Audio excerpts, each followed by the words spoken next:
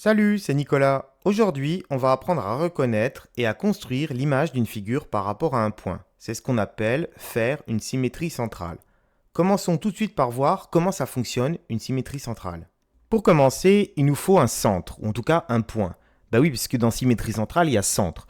Donc ce centre ici, ça va être le point O. Ensuite, il nous faut une figure. Cette figure, qu'est-ce qu'elle va faire? Eh ben, elle va venir faire un demi-tour complet autour du point O, c'est-à-dire un angle de 180 degrés par rapport à sa position de départ. Si je te montre l'animation, ça va donner quelque chose comme ça. Donc la figure va venir faire le tour, et là, elle va s'arrêter en face. Là, elle a fait un demi-tour complet. Ce qui fait que, tu remarqueras, le point d'arrivée, le point de départ et le centre se retrouvent alignés. Et ça, pour tous les points. Voyons à présent comment construire un symétrique par rapport à un point. Donc j'ai ma figure, j'ai mon point, donc mon centre de symétrie, et je voudrais obtenir donc le symétrique de cette figure. Comme tu l'as vu sur l'animation, tu sais déjà que cette figure va se retrouver en face, par ici. Donc la première chose à faire, ça va être de prendre sa règle et de venir faire des demi-droites. Sur chaque point de la figure, on va venir faire une demi-droite qui passe par O. Donc je vais faire la demi-droite AO, BO, CO, DO. Je vais faire ça en pointillé.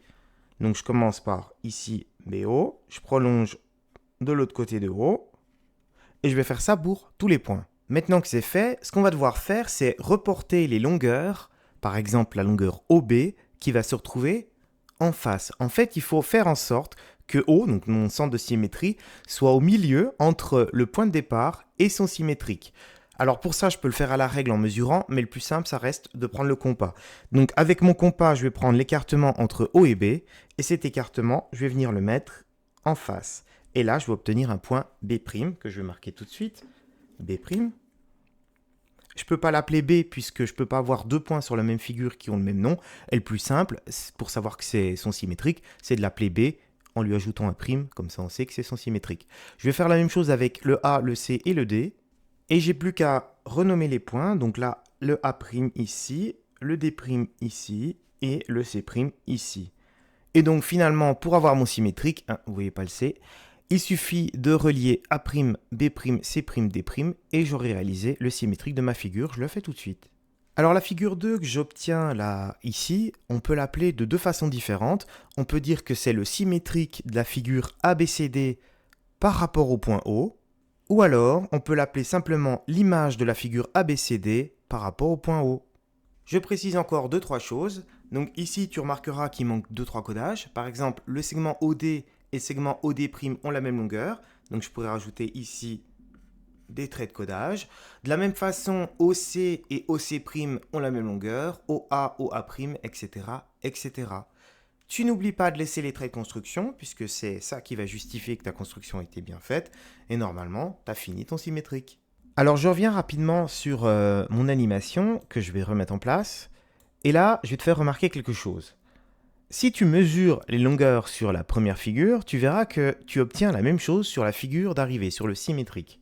D'ailleurs, si tu modifies la forme de la figure de départ, tu modifies également la figure d'arrivée. Ça veut dire simplement que ces deux figures, en fait, elles sont identiques. Et ça implique plusieurs choses. Si la figure qu'on obtient est la même que la figure qu'on avait à l'arrivée, ça veut dire qu'on va conserver plusieurs choses. On va conserver les longueurs et donc du coup les périmètres, les angles, les points qui sont alignés resteront alignés, tout ce qui était parallèle reste parallèle et donc du coup on garde également les valeurs d'air. Les deux figures ont la même aire. Bah oui, c'est les mêmes. C'est ce qu'on appelle les propriétés de conservation de la symétrie centrale. Tu verras au collège que tu as différentes transformations et qu'elles conservent peut-être certaines choses et des fois, pas tout. Donc là, la symétrie centrale, elle conserve tout. La vidéo à présent terminée. Ce que tu dois retenir, c'est que la symétrie centrale, elle effectue un demi-tour autour d'un centre de symétrie, que chaque point et son image ou son symétrique sont alignés, que le centre de symétrie, ça doit être le milieu du segment entre le point de départ et le point d'arrivée. Il ne me reste plus qu'à te dire bonne chance et bon courage pour tes évaluations et tes exercices. Ciao!